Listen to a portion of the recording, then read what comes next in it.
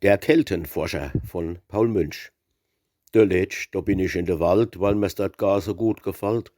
Und wie ich so ganz langsam grad da anschlenker auf mein Pfad, auf einmal horch im Busch daneben, da raschelt eppes, da is Leben, und wie ich in die Nähe gekommen bin, da steht im Busch ein Mannskerl drin, in seiner Faust ein langer Dolch.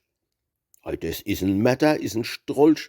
Ich lausch jetzt noch a Weilchen lang, dann hat der Mannskerl angefangen, de Boden vor sich aufzuwusseln. Ich war ganz blass vor lauter Grusle. Heit, wann ich dran denk, graust's mich noch. Auf einmal zieht er aus dem Loch ein Schädel vor. Ich seh's gewiss, dass das ein Menschenschädel is. Mit breitem Maul und hohle Backe, man hat die Knochen knacken. Da war's mit meiner Kraft herum. Ich stoß en Krisch aus und fall um.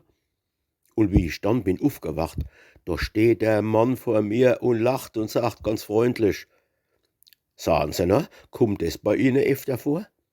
Ich aber stell mich auf und kreisch: Weg, du Meuchelmetter! Weich, du Menschenfresser, du Halunk!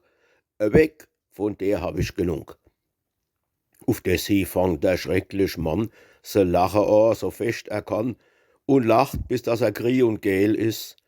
Nee, sagt er, ich heiß Dr. Melis.